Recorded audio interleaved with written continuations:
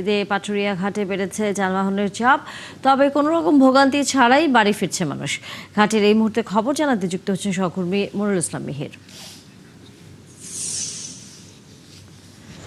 মিহির, ঘাটে যানবাহন এবং মানুষের চাপ কেমন দেখছেন? কোনো অব্যবস্থাপনা চোখে পড়েছে কিনা?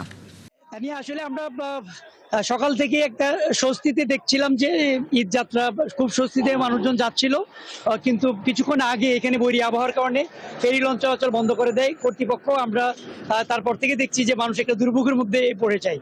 শত শত যাত্রী আমরা একটু দেখাই, কিছুক্ষণ আগে বৈরী আবহাওয়া কমে গেছে, ঝড়ো বাতাস কমে গেছে, কিন্তু যাত্রীরা বিভিন্ন জায়গায় আশ্রয় নিয়েছিলেন, তারা কিন্তু একযোগ এখন ওই ফেরিতে ওঠার চেষ্টা করছেন। অর্থাৎ এই যে প্রায় আধা ঘন্টার উপরে ফেরি এবং লঞ্চ চলাচল বন্ধ ছিল, এরই মধ্যে শত শত যাত্রী বিভিন্ন জায়গায় আটকা পড়ে এবং এই বৃষ্টির কারণে তারা একটা দুর্ভোগের মধ্যে পড়ে। এবং আমরা দেখছিলাম যে যে কর্তৃপক্ষ তারা বাস পারাপার না করে এখন শুধুমাত্র কাটা লাইন সার্ভিসে যে যাত্রীরা আছে দুর্ভোগের শিকার, সেই ফেরিতে শুধুমাত্র যাত্রী পারাপারের ব্যবস্থা নিয়েছেন।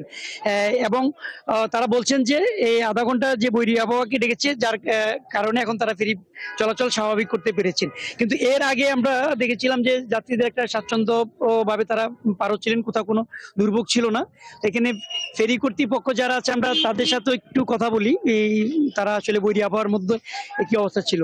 আচ্ছা, আমরা একটু কথা বলি যে আমরা তো দেখেছি বৈরী আবহাওয়ায় ফেরি চলাচল বন্ধ ছিল, এখন কি অবস্থা বা দুর্ভোগ আছে কিনা? না, বৈরী আবহাওয়ার কারণে সাময়িকভাবে কিছুক্ষণ বন্ধ রাখা হয়েছে। এখন আবহাওয়া স্বাভাবিক হয়ে গেছে, ফেরি এখন নির্বিঘ্নে চলাচল করছে, যাত্রী এবং যানবাহন সুষ্ঠুভাবে পারাপার হচ্ছে এখন। অনেক অনেক ধন্যবাদ। ধন্যবাদ মনিরুল ইসলাম মিহির। নিশ্চয়ই আমরা ফিরবো আবারও ফেরিঘাটের খবর জানবার জন্য।